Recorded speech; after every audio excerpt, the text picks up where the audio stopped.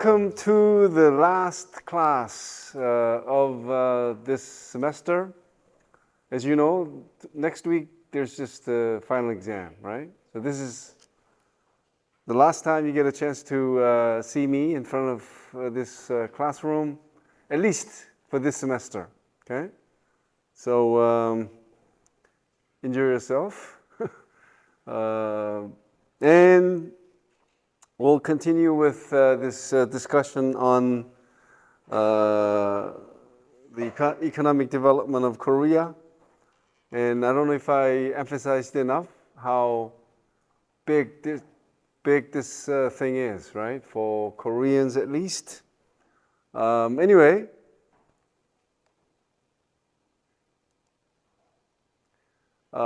so the title, as you remember, Economic Development of Korea, the Miracle on the Han River. And so remember, I spent much of last week's class talking about how remarkable this whole transformation is for Korea as far as its economic development is concerned. So the question was, what are the factors that facilitated the remarkable economic development of Korea? And another question was, can Korea's success model be duplicated elsewhere today? So again, this question will be addressed toward the end of today's class. And also, why do some countries still remain poor? What are the factors? So we're going to talk about these questions today. So to remind you as to what has taken place so far, the factors which account for the economic growth of Korea include, remember these? International factors, role of leadership, role of the Korean government, role of culture, role of Korean workers, role of nationalism, role of timing, okay? And last week I covered one part of the international factors. Remember, there were these 4 international factors, and I covered this. So we're going to finish up the other 3, and then move on to number 2, number 3, number 4, and so on. Okay? Right? All right. So under international factors, after the colonial development, sort of a question mark, it's the role of the U.S. So if you ever run into some, men and women in their 60s and 70s, and you find them to be very pro-American, they are the ones who sort of lived through, the U.S. sort of not only intervening in the Korean War, but also helping Korea economically, okay? So here it is. U.S. played an important role in the economic development of Korea in 2 ways. One was just aid, okay? So from 1946 to the mid-1970s, this is how much U.S. provided monetary and military help to Korea. It amounted to $12.6 billion, and in today's money, it is worth $120 billion, okay? And so the economic assistance amounted to $5.74 billion, worth in today's value, $54.7 billion in 2023, and military assistance, $6.84 billion. That's worth $65.2 billion in today's currency. And even if you look at these figures in today's sort of value, you may say that doesn't sound much, but you gotta just sort of transport yourself back to 1950s and 60s, when that total of money was worth much more than what it is today. Okay, so you can't just look at these figures and try to figure out how much those amounts meant from sort of today's standard. Okay? And second way the US helped Korea was this, which is impossible now, right? Because of the WTO. US allowed Korea to sell all of its products, okay? Unlimited access to the US market.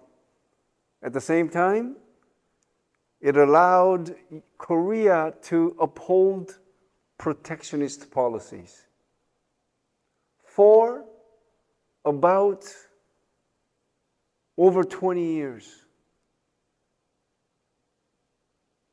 Can you imagine the US doing that favor to anyone? Or any country doing that kind of a favor?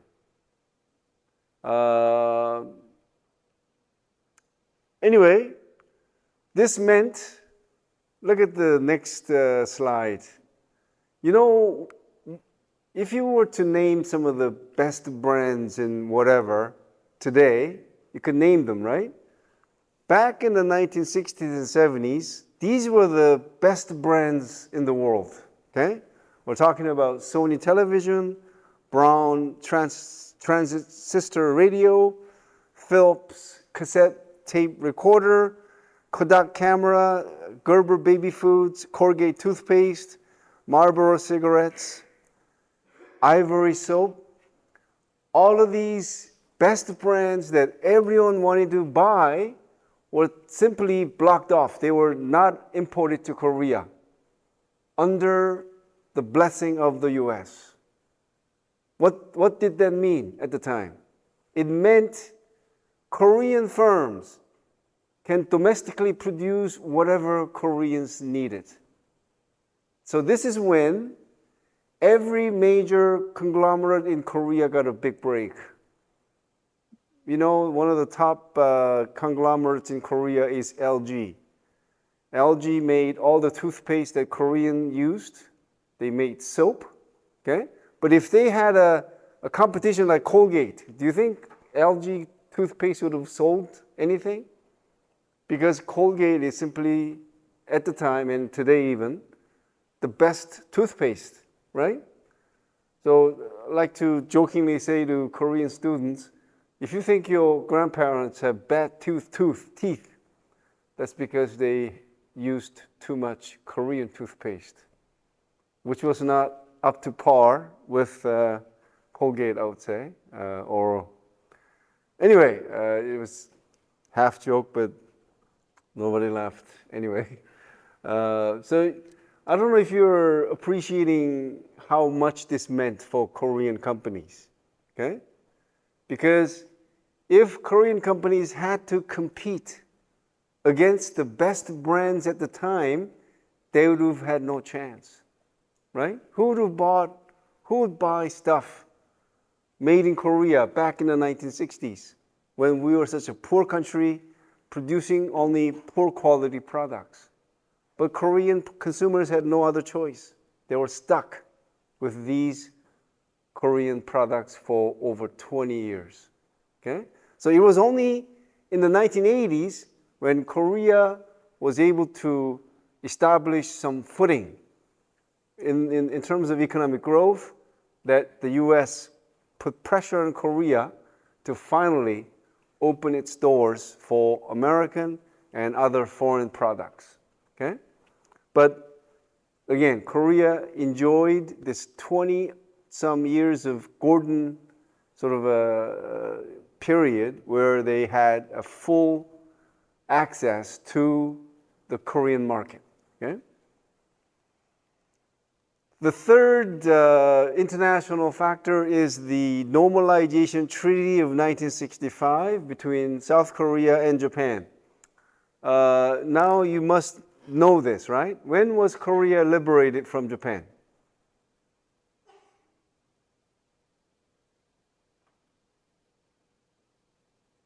Nobody?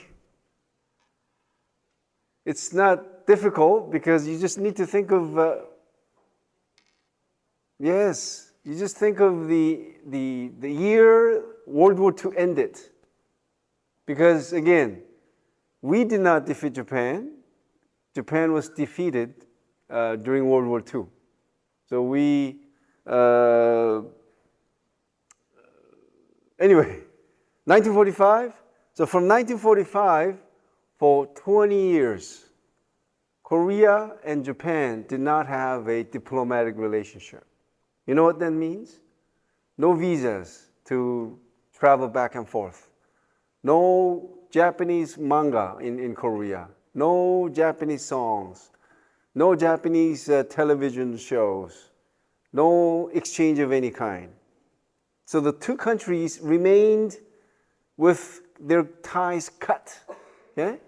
And I'm sure it was largely from the Korean side because the pain from the 36-year long colonial period was still so fresh that Koreans just did not have anything to do with Japan. But everything changed in 1965 because finally the two sides normalized their relationship. Okay? After 20 years of ties being cut off, and this is when, so we call it second period of Japanese influence. The first period was the colonial period from 1910 to 1945, and this is the second period, and look what Korea got. Korea received $300 million in grants, and it's worth $2.86 billion in today's value. The total was received as economic cooperation fund, not as reparation. So there is still debate going on as to whether Korea got enough for all the rice and all the natural resources taken away by Japan and also all the exploitation that the Japanese government committed in Korea. Anyway, $300 million, but for Korea, that was a lot of money, right? Because when you want to industrialize, what do you need? You need foreign capital to buy expensive foreign equipment. To industrialize, to build factories, what do you need? Did Korea build all of its machineries, or did it import all these machineries from the West and Japan? It's the latter. And in order to buy these expensive machines, you need money. And that $300 million at the time was a lot of money. Okay? And Korea also received a total of $500 million in loans. And this is also something important because, do you think poor countries have high credit rating or low credit rating? Low, right? And that means not only is it expensive to borrow money, sometimes you just get rejected. You want to borrow money, but no one wants to lend you any money because you have low credit rating. So this loan was also a significant amount for a country that is just trying to, or that just started to industrialize. Okay? Now, then what did Japan get for giving this money to Korea and lending this money to Korea? And this is the answer. Japan received immunity from all the atrocities that it committed. And what atrocities am I talking about? I'm talking about millions of forced laborers and also, comfort women, believed to have been around 200,000. Okay? They have tried to take Japanese government and firms to court, but to no avail. Okay? So every time these cases were taken to Japanese courts, the ruling was the Japanese government does not owe anything to these Korean victims because of the normalization treaty. When they gave this $200 million and $3 million in grants and loans, the Japanese government is saying our responsibility for whatever happened in Korea is done and over with. Okay, so that's sort of there's that negative side to this, in that there is this lingering issue, right? Fourth international factor is the Vietnam War. Okay, so this is the time, the period during which the Vietnam War took place. Not that Korea got involved from as early as 1955. Okay, but anyway, U.S. pressured and enticed Korea with economic rewards to send troops to fight in the Vietnam War. Okay? And in return, the U.S. equipped, trained, and paid for all the Korean forces in Vietnam. Okay? Now, this is what you see in a typical textbook. But it is argued that in 1961, Park Chung-hee came to power through a coup d'etat. And did the U.S. like him right away? No. So he actually approached the USA proposing that he would send troops to Korea, because he wanted to win the trust. Okay, he wanted to win he wanted to become friends with the USA. Okay, so he wanted to do something for the USA. But anyway, that's sort of a side note. But the point is, U.S. did pressure not only Korea but many countries to send troops to Vietnam, and look how many soldiers South Korea sent. South Korea sent over 300,000 soldiers to fight in the Vietnam War. Okay, war that we had nothing to do with. Okay, and the same goes for, I guess, Americans. So the Korean contingent was the second largest after the U.S., which sent 3.1 million soldiers to fight in the Vietnam War. And there were other countries which sent troops too, right? New Zealand, Philippines, Thailand, Australia, South Korea, right? So U.S. pressured 23 countries, but only few countries complied. Okay. So what did Korea get? Lots of money. Okay, and here are the breakdown. Okay, and needless to say, it was a big boost to Korea's industrialization. Again, the factors that I'm mentioning, international factors, they all led to Korea receiving foreign capital. And again, foreign capital is needed to buy expensive machines.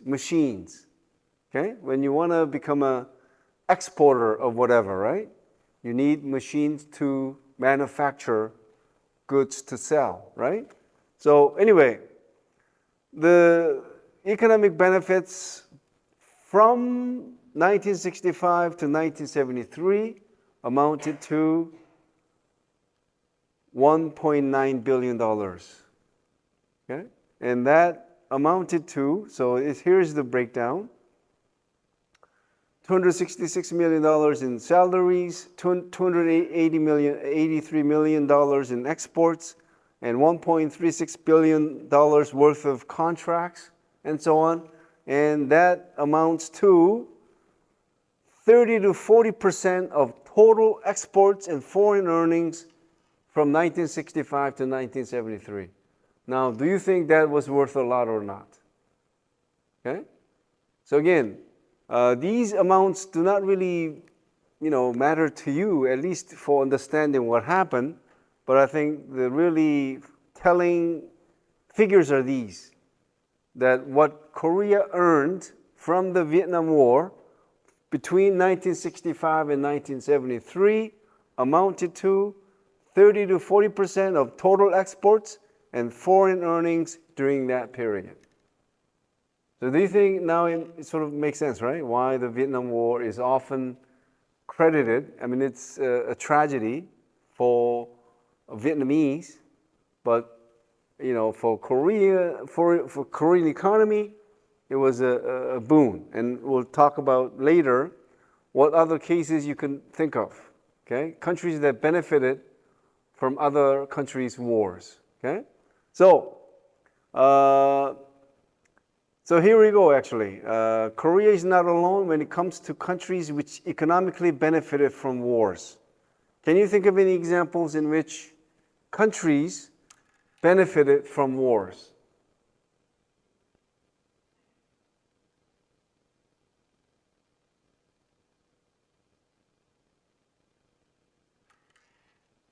Anyone?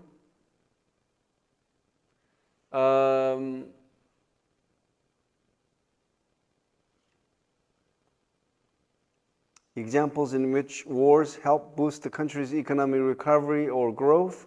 Yeah, that's a better question. Yes.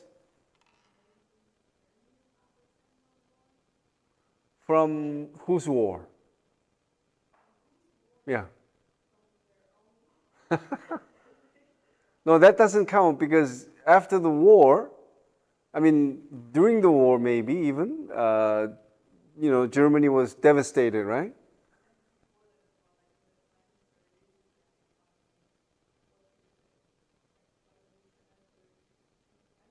Okay, I know what you're getting at.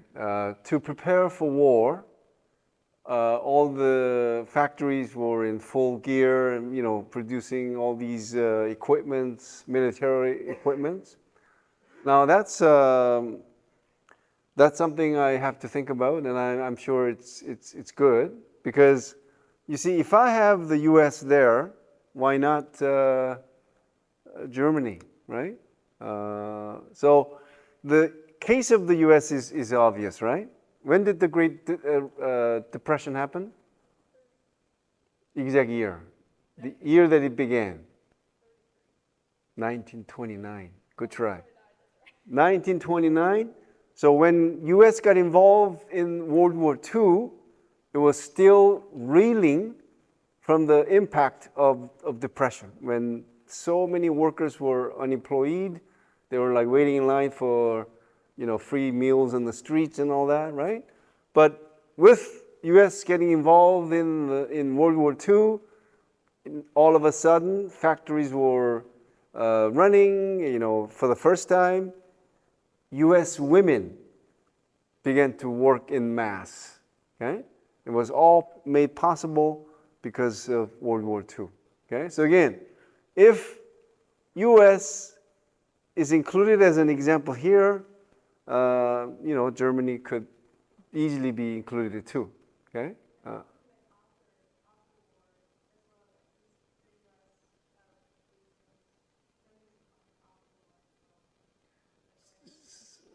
So again, we're talking about something that actual engagement, right? Or war that is really happening elsewhere. So anyway, I'll look into the Germany case later, okay? Not necessarily for this class. But anyway, second is Japan. Now this is really an interesting story because U.S. sent 1.7 million soldiers to fight in the Korean War from 1950 and 1953. How far is the USA from, I'm talking about mainland USA. How far is mainland USA from Korea? We're talking about, what, 5,000 miles or 8,000 kilometers? So it made total sense to use Japan as a logistical base from which U.S. for 1.7 million soldiers and all the equipment and all the foods they need, they got it from Japan. So is it safe to say that Korean War was such a big boost for the Japanese economy that it was just trying to recover from the ruins of World War II? Okay? So they could not have waited for bigger bonus. This is not a right expression, but it's a very tragic war for Koreans, but for Japanese, they gain much. Okay, look at this.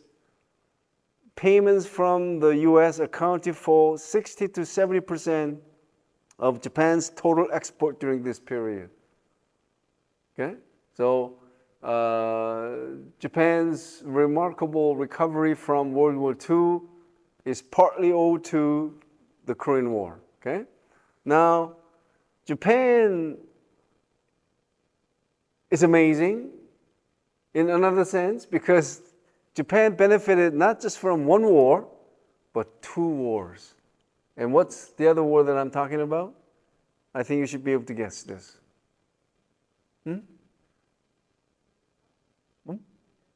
Yes, amazingly enough, Japan during the Vietnam War, now Korean War, 1.7 million soldiers. Vietnam War, even almost double that, 3.1 million soldiers. And what did the US do? They did it again. They got all the necessary supplies, military and non-military, from Japan. Wow, isn't it? I don't know of any other country which benefited from two wars in just like 2 decades, you know? And it's not just a little sprinkle in the way of economic progress. We're talking about a major boost to the economy, right? And this one was for a longer period too. Okay, for longer period and for much larger number of soldiers compared to the Korea's case. And then Korea during the Vietnam War, as discussed earlier. Any other examples? Do you know of any other examples where countries benefited economically from wars of their own or wars of like neighboring countries or so on? Yes? Maybe not to the extent of these, but I know because of all the sanctions in Russia now, a lot of Chinese companies have opened in Russia, so China's getting a lot of economic benefits from that because all the Western brands are gone. So I don't know if it's like a government per se, but then a lot of Chinese companies are tied to the government. Is this something like an established fact or something like a rumor type? No, it's true. Like if you go and look at how the landscape of like Russian malls have changed now, there are all these Chinese stores in there now that were not there before. To that to the same extent, because all the Western brands left Russia because of the sanctions. But I wonder if what you just say amounts to like 30, 40%. That's why I said not to the same extent. Oh, okay. Yeah. Good point. Anyone else? All right. Moving right along. So we had covered one factor now, right, out of 7, and that one included 4 sub-factors, right? Colonial development, normalization treaty, Vietnam War, and US aid, right? Now we turn to the second factor, and that's the role of leadership of head of state. Okay.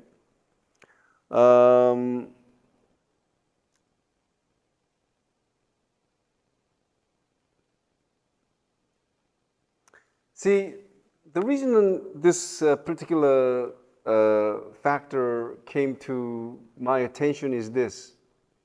You gotta go back to the 1960s, 70s, and 80s because that's when there were more dictatorships. There were more authoritarian countries. Authoritarian meaning not really dictatorship, but still not full democracy. Okay? So in the 1960s, 70s, and 80s, there were many countries like Korea developing, poor, okay, and under authoritarian rulers or dictators. So let's say there were like 100 such countries, okay, in Africa, in Asia, and in South America. Now, out of all these countries, Korea stood out in one sense, and that was we had this president who was de facto dictator, but he was different from other dictators because he was the only president of all these countries that were poor and were under dictatorial rules. He was the only one who was committed to industrialization. So he may have taken away people's right to vote, people's right to free speech, like so many leaders of developing countries did, but at the same time, he had this vision that for Korea, it needs to industrialize so that people could finally overcome hunger and people could finally overcome poverty. So that's why leadership is important, right? Who makes decisions to industrialize? Is it low-ranking civil servants or ministers? The ultimate power as to deciding which direction a country goes, it is made by heads of state. Whether it's president or prime minister, that role is in the hands of this one person. Okay? And Korea happened to have had this dictator who was committed to industrialization. Okay? So it's a big if. What if we didn't have Park Chung-hee? Because that's the president who is credited with Korea's industrialization. Would Korea have industrialized without him? I don't know. Some distractors would say, yes, we had everything in place. No matter who was president at the time he was president, we would have went through the same process, okay? Which I do not agree with. But again, leadership is, I think, very important. Okay? And so it's what I just said earlier, right? Most countries in Africa and Asia, I should also add Latin America, had heads of state, there are just too many to mention, who were never interested in economic development. Okay? Many of them became infamous for pocketing billions of dollars from the government. Again, there are just too many of those leaders to mention. Okay? And we're talking about leaders from even the poorest countries, just taking the money and run. And leaders and elites in poor countries at the time also implemented policies largely to benefit themselves. And I think I have a really interesting thing to say. Let's say you are an economic elite in a small country. Small country meaning, let's say, 2 million, 5 million, and you are a super rich person who have a lot of influence on the president and also the political elite because you're such a rich person. Okay? Now you have many factories which employ a total of 100,000. Now, again, I told you to imagine yourself to be that, right? You're super rich you have a political influence. Not that you're actually running as a president or whatever, but because you have a lot of money, you have political influence, right, over political elite. You employ 100,000 people. Do you want your country to industrialize? When that means the wages of your employees going up, maybe going through the roof, okay? And when that happens, what happens to your profit? It cuts your profit, right? So I give an example here, right? If everything stays the same, status quo, you could hire 5 maids with the current income you have. But with wages going up, it means number of maids going down to 2, going down to 1, and going down to 0. Did you know that Korea had like a typical sort of a semi-upper middle class families had maids in Korea until the 1970s? Okay, so we were like Philippines, maids, rich families, maids. But why did they disappear in Korea, not in the Philippines? Maids disappeared in Korea because they became too expensive. Okay? Because countries industrialized, Korea industrialized. Okay? But if you are, again, super rich, you hire so many workers, you don't want your country to industrialize because it cuts into your profit. So that's why when this point is made, leaders and elites in poor countries implementing policies largely to benefit themselves and not caring for their own country, that's the kind of example that I'm giving you. Okay? So elites, political elites and economic elites pay a lot of lip service. But oftentimes, they're doing a lot of things for themselves. Okay? And don't be fooled by any politician that says, I'm doing this for the people, or I'm doing this for the country. It's a rhetoric that is used by practically every politician, whether it's democracy or, even it's okay. Okay, so I hope you are convinced about this importance of leadership. And this is the guy, Park Chung-hee. So in Korea, there is a controversy regarding Park Chung-hee's legacy because although he implemented all these policies to industrialize Korea, he did suppress democracy. And for about 7-8 years before he was assassinated, he ruled as practically a dictator. Okay, that nobody disputes. Okay. Anyway, so this man is credited with the country's industrialization. Okay, let me do this and before I give you a time for break. The third factor is the role of the Korean government. Okay, and what did the Korean government do that was different? So here we go. Korean economy was, and to a large extent, still is state-led or state-dominant rather than market-led economy.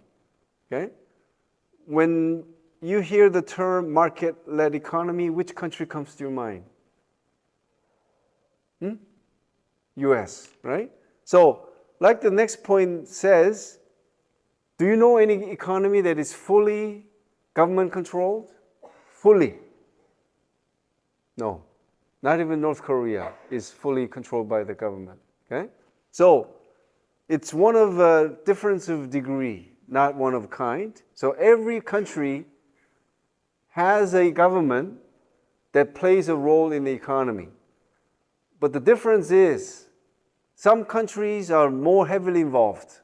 I'm talking about the government. In some countries, the government is more heavily involved in the economic affairs of the country, and those countries are called state-led or state-dominant economies. And Korea is included. Can you think of any other countries that have a state-led or state-dominant?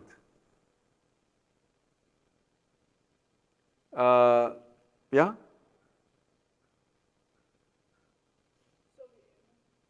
Soviet Union? You mean Russia? So many authoritarian regimes, state-led.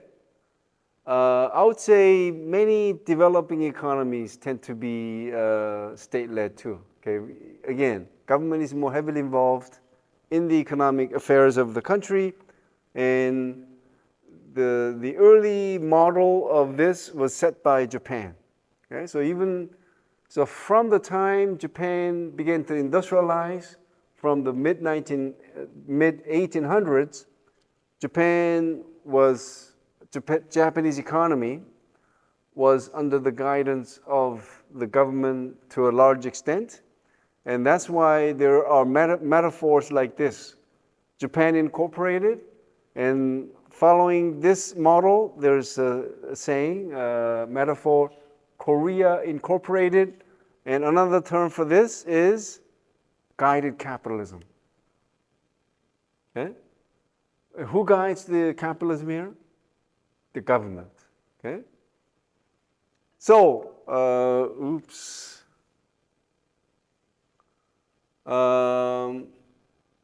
guided capitalism in Korea between 1960s and 80s go like this. And I hope you know some of these. The government selected export-oriented industries for development. Protected fledgling domestic industries by implementing protectionist policies. So if you want to compare any of these with a different model, just think of the US. Would the US do this? Would the US do that? No. Market-led economy does not do this. Okay? But state-led economy does those. Okay? Third, Korean state entrusted the chaebol as a major undertaker of industrialization, giving them all kinds of privileges. Okay? And those include cheap loans with long maturity periods. You know, this is still owned by the Korean government. Okay? This is now privatized. Can you imagine a government owning a bank to give out loans to selected corporations? And who were they? They were mostly chaebol. Okay? So you see, again, chaebol was given a lot of privileges, including cheaper loans with longer maturity periods. And also, when chaebol wanted to borrow money from foreign banks, government guaranteed the borrowings.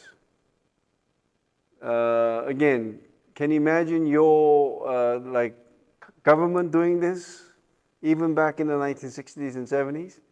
And I'm sure if you come from economically developed countries, the answer is no. But this happened in Korea. Okay? And also charged lower tax rates to selected industries and firms. This is so blatant discrimination, right?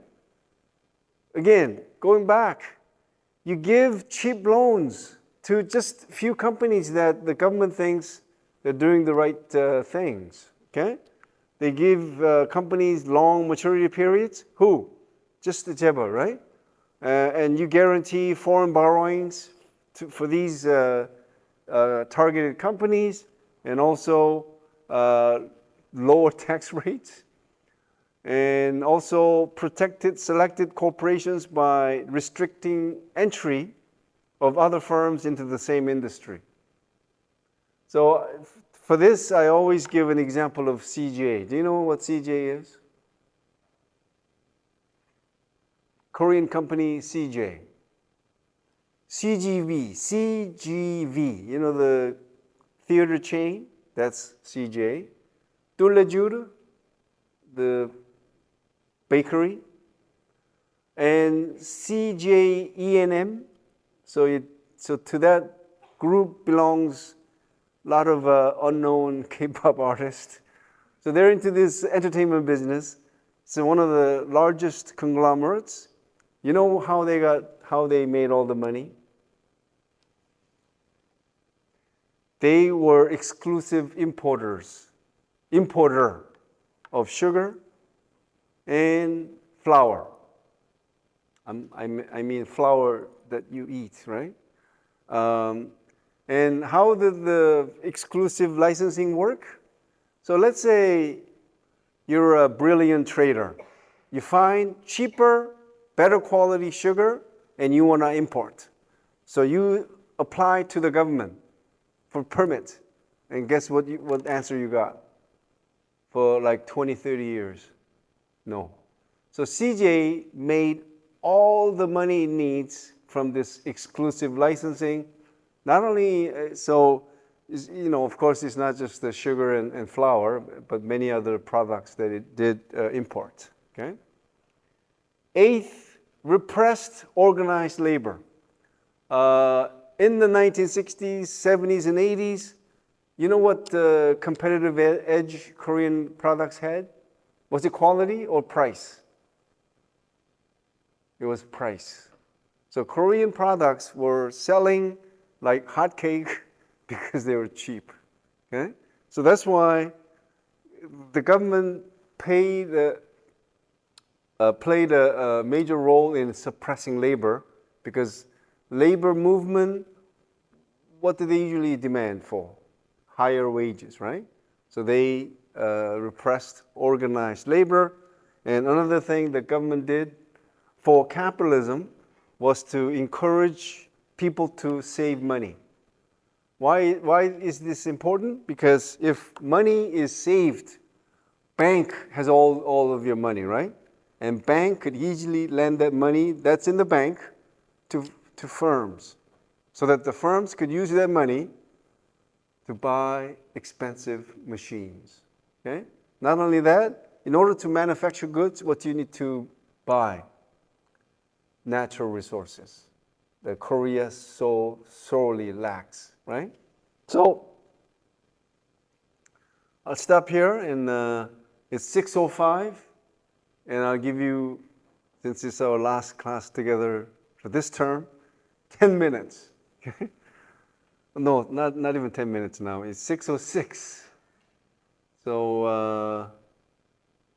I'll see you back here at 6:15. All right?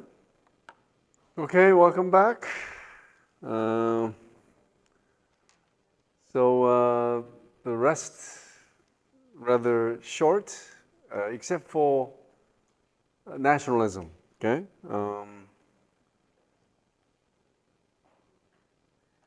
So we talked about how many factors now? International factors, leadership, government, right? So now the fourth factor, it's the role of culture, and it's Confucianism. And so Confucianism has all of these pro-growth ethics, including education, hard work, self-discipline, harmony, sincerity, collectivism, loyalty. Again, these are all Confucian values which help industrialization, because hard work, diligence is a value of Confucianism, and if you are hardworking, of course, it's good for economic development. Okay, education means people who could read and write are more easily trainable than those who are not, right?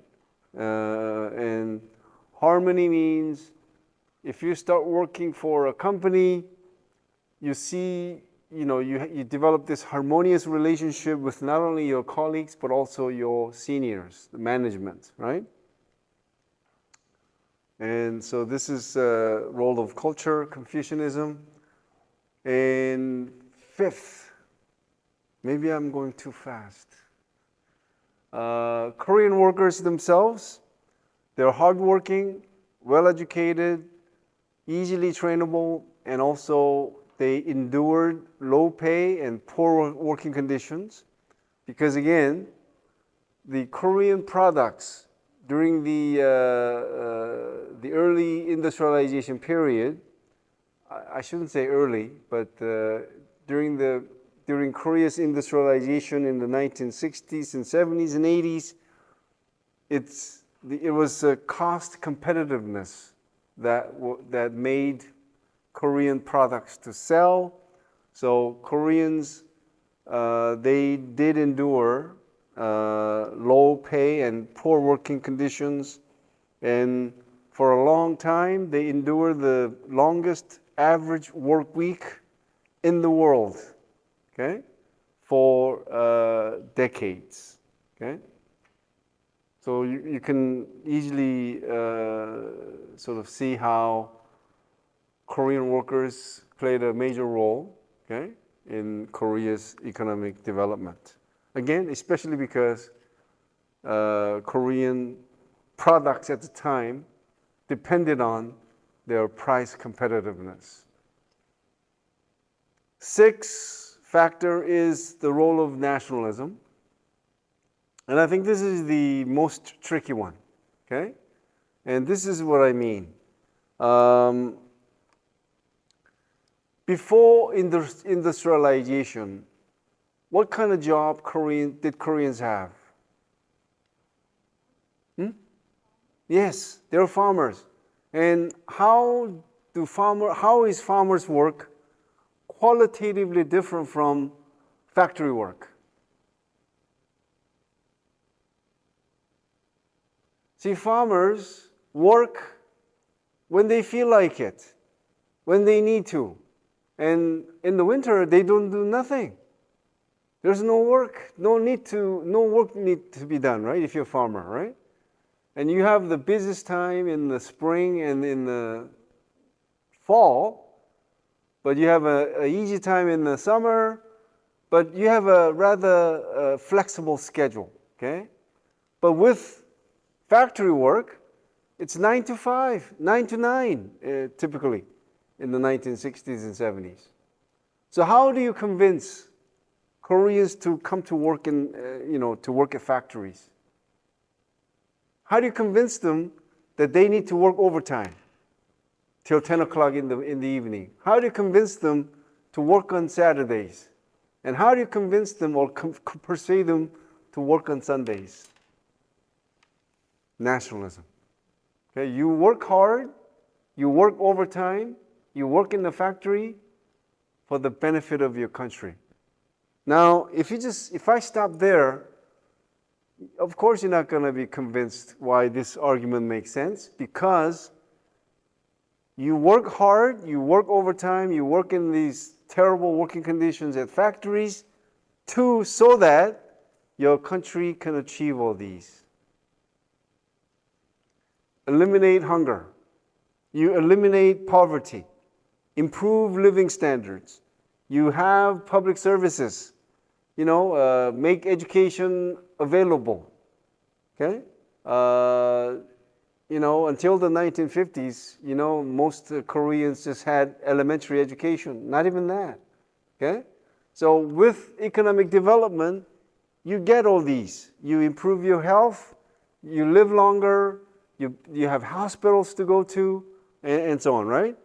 Also, strengthen sovereignty. Why? Korea had been invaded so many times. Why? Because the country was weak. So if you work hard, if you work in the weekends, and your country develops, what happens? You strengthen your sovereignty. Okay? And at the time, we're talking about 1960s, 70s, and 80s, there was a constant sense of crisis because of North Korea. So the idea was our country, if our country gets developed, we could defend better. Okay? So that idea also sold. And also, the 19th, the Cold War began in 1945, lasted till the early 1990s. So the period during which Korea industrialized, there was this Cold War rivalry, right? So economic development of Korea would mean that we're better than North Korea, right? So again, before industrialization, most people worked as farmers. And to convince them, to persuade them to come to factories to work in this very strange and foreign work routine, 9 to 5, 9 to 10, 9 to 12, and also on weekends on a daily basis without any holidays. Korean workers may get 2-week, 3-week holidays, but did you know that in the 1960s and 70s, there were no annual holidays? Okay? Practically nobody went on a holiday, right? So anyway, you do all these, you sacrifice yourself for the sake of the country, so that the country you're loving, the country that you care so much about, achieves all these. Okay? So do you think this was widely accepted by Koreans or rejected? Widely accepted. Okay? Wholeheartedly accepted. Okay? They finally have this vision that after millennia of ineffectiveness, hunger, starvation, and weakness, if we work hard, we industrialize and we achieve all these, right? And to promote these ideas, the government also used Japan as an enemy. Okay? So the slogans were like these: let's catch up with Japan, let's beat Japan, and let's surpass Japan. So in the 1960s and 70s and 80s, you go to your work, on the walls, what do you see? Those slogans. Okay? You get in the elevator, what do you see? Those slogans and posters. Okay? And also, North Korea served as the other external enemy. Under constant fear of North Korean attack, nationalism convinced South Koreans that they must work hard. Okay? To build a strong economy in order to enhance their military strength against the North, and to prove to the world that their country is more economically advanced than their northern counterpart, and to prove to the world that their society is better and superior than their northern counterpart. Now, South Korea does not have to do that now, right? But back in the 1960s and 70s and 80s, we did have to prove that, okay? Because of the Cold War, and we're still trying to prove to the world, right? So as mentioned, signs and posters, they were on the walls of offices, factories, as well as in elevators, and on the streets, billboards and banners, all these ideas, work hard, let's beat Japan, right? Let's surpass Japan. And also, there's these words were also like on many posters. You know what these sayings were? 하면 된다 in Korean. That means if you do it, it'll work. Okay? And the other one was 잘 살아보자. Let's live well together. Those were catchphrases to convince Koreans to work hard. Okay? These ideologies were also thoroughly advanced by the mass media, including television, newspaper columns, schools, and even churches during sermons. So imagine this. You go to your church, whether it's Protestant or Catholic, and the priest or the pastor goes, "How would you work last week? Did you work hard? If you didn't, you committed a sin." Okay? You really have to work hard for the sake of the country. Okay? Again, believe it or not, that did happen. Okay? So the whole country was in this, okay, this industrialization drive mode. Korean people themselves largely consented to the idea of strengthening the nation through economic development because of their experience and intimate knowledge of the past social ills, such as starvation and poverty.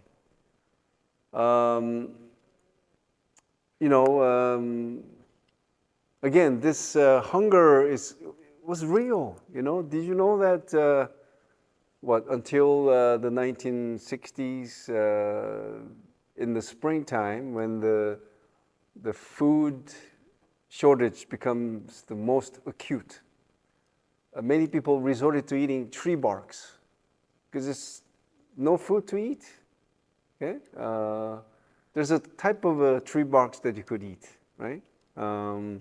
Anyway, that's the key point, right? Seventh factor. This is the last factor, right?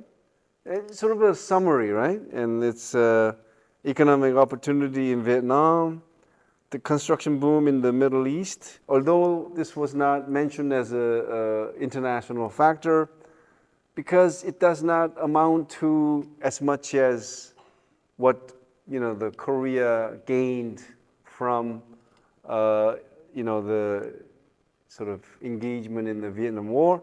And this one was more of a private affairs, meaning some construction companies getting big contracts, and also thousands of workers from Korea going there as migrant workers, right? So again, in terms of scale, no comparison. And also the openness of the international market, okay. And also in the 1990s, the end of the Cold War meant economic opportunities in China, the former Soviet Union, and Eastern Europe. Okay? So as far as the factors of the miracle on the Han River are concerned, this is it, 7 factors. Okay? Now, based on that, I want to talk about these implications. And first implication is this. Can Korea's economic success story be duplicated elsewhere today? This question is pertinent because, as I mentioned earlier, maybe last week, many leaders, many policymakers from developing countries come to Korea to this day to learn what Korea did right, and they want to emulate, right? Now, to answer this question, you got to look at the factors that we have discussed, okay? So you could go one by one. Can this be duplicated or emulated, yes or no?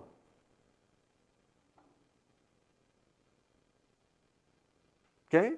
What about leadership? What about role of the government? That's probably the most obvious yes question, right? What about culture? Can culture be copied? So this one would be most difficult, right? What about workers? Yes.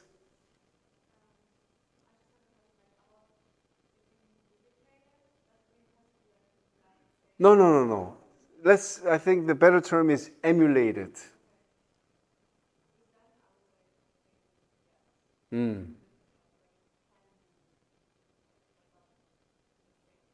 Okay.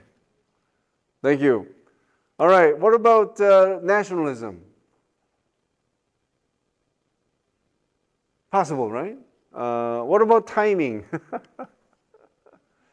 Probably not. Next question is, how do you explain the existence of so many poor countries still? Okay, so in light of Korea's economic success, it is worth thinking about the following question: why do many countries still remain poor today? Okay, and I hope you could look up this book. Not for you to read the whole book, but if you type the bottom billion, you get a nice entry. You get a Wikipedia entry, and just reading the Wikipedia article will do the trick of appreciating what this book is about. So this book from 2007, The Bottom Billion, Why the Poorest Countries Are Failing and What Can Be Done About It. There are 4 poverty traps of the poorest countries. And to Paul Collier, he's referring to some 60 poorest countries in the world. Okay? And home to almost 1 billion people. And how many people are there in the world again? 8 billion, right? So we're talking about roughly 15% of the world population being stuck. Do you have a choice of which country you're born into? So it's so sad, right? These people, like 1 billion people living in these just poorest countries, many of them living on less than $1 a day, right? Or now it's like $1.50 a day, right? And the bottom billion, that's the cover of the book. And it says, bottom billion is used to refer to the poorest people in the world. 70% are found in Africa, but also includes Haiti, Bolivia, Laos, North Korea, and Yemen. Okay? And they suffer from shorter lifespans, high infant mortality, high rates of malnutrition. I should definitely include something missing here, and that's starvation. Just not having enough food to eat on a regular basis, right? We take food for granted, but sometimes, do you guys feel hungry from time to time because you missed your lunchtime or dinner time? Wow, that's when whenever I feel that, instead of thinking about people who may be hungry, I better not say it. Anyway, these are 4 traps. Okay? Conflict trap is self-telling, right? It's so countries trapped in a cycle of continuing civil wars or frequent violent coup d'etat, or countries that are having civil strife. There's no political stability. In order to achieve economic development, you need your country to be politically stable. Okay? People have to feel safe, right? So that's conflict trap. Second is natural resources trap, and this is ironic because natural resources trap happen when countries develop excessive dependence on abundant natural resources. Can you think of any countries where that has happened? I mean, there are countries which develop because of their, abundance in natural resources. I'm talking about countries like Saudi Arabia, okay? Qatar, okay? But then what are some examples of the opposite situation? Venezuela? But more than Venezuela, the country that comes to your mind right away is Nigeria. Nigeria has the world's 5th largest oil reserve, and it is, churning out all these oil. But what's happened? What's going on in Nigeria? Nigeria had this tragedy of having had series of military leaders who just took the money and run. Okay, just a classic example of not having a proper leadership who is committed to country's development. Okay, so again, this is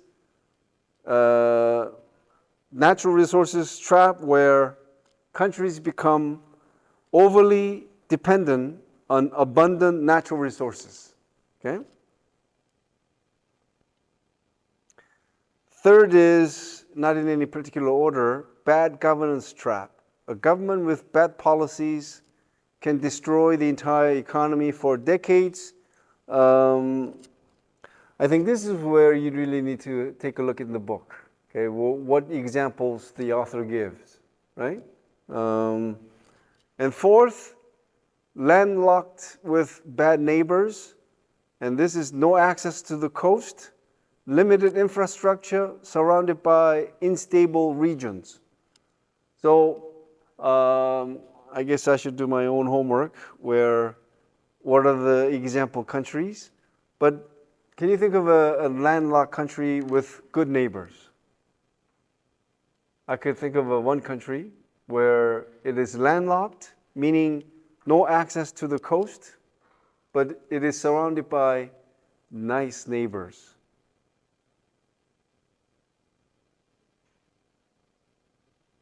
Should I give you a hint? Pizza.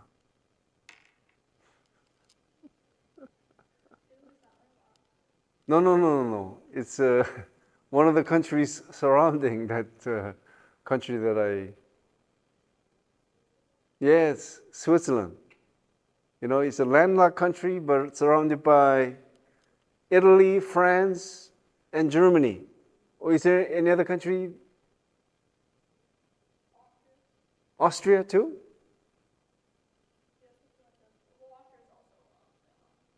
Which? Oh, Austria is also landlocked. Okay. Okay. Now, I had a third question, and that was whether 재벌 is an engine of growth for Korean economy, or whether it's a curse. Now, that question I think is important because 재벌 accounts for anywhere between 60 to like 80% of all the economic activities of Korea. 60 to 80. Okay? Now, if they account for that big amount or big proportion of the Korean economy, what proportion of employees do you think they're responsible for? Or what percentage of all the employees in Korea work for 재벌? Is it 60%, 50%, 40%, 30%, 12%?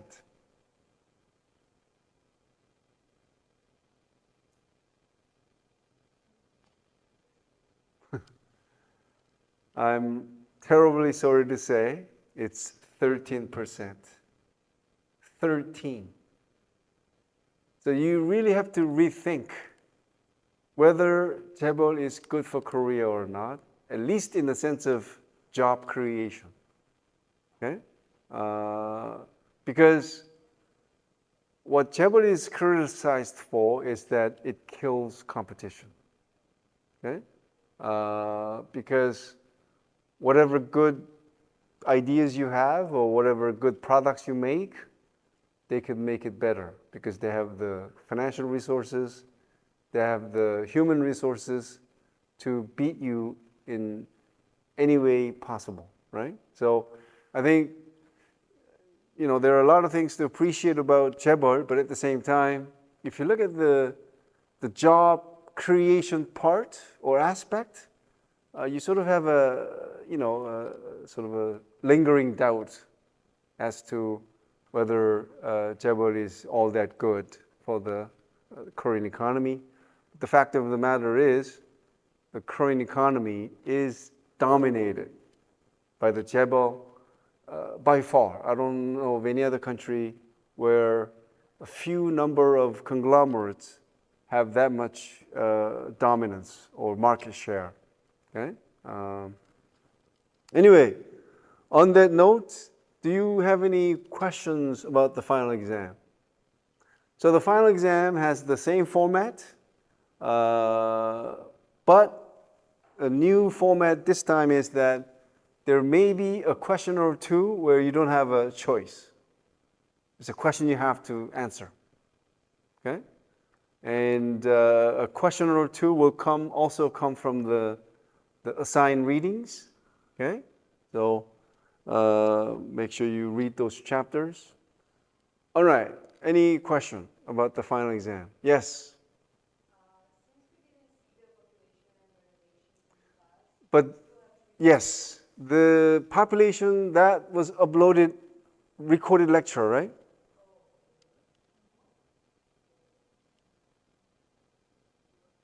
이조교.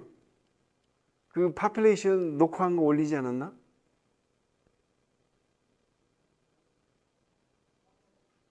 그때 수업을 내가 못한 적이 있지. So was there one lecture that I missed because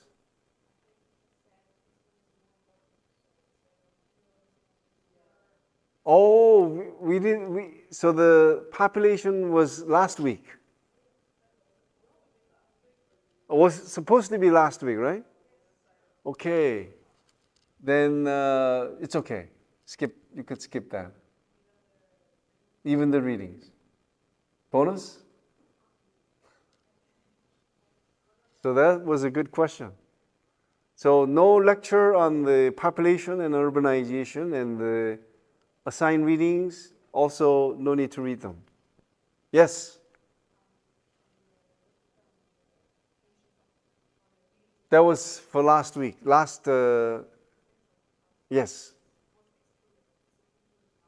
No. So the final exam will only cover stuff from week 8, week 9, sorry. So week 9 to week 14 are the stuff that will be covered on the final exam. Anything else? Okay, guys, it was a blast to have you guys in my course, and I hope you have a wonderful life. Okay? So thank you.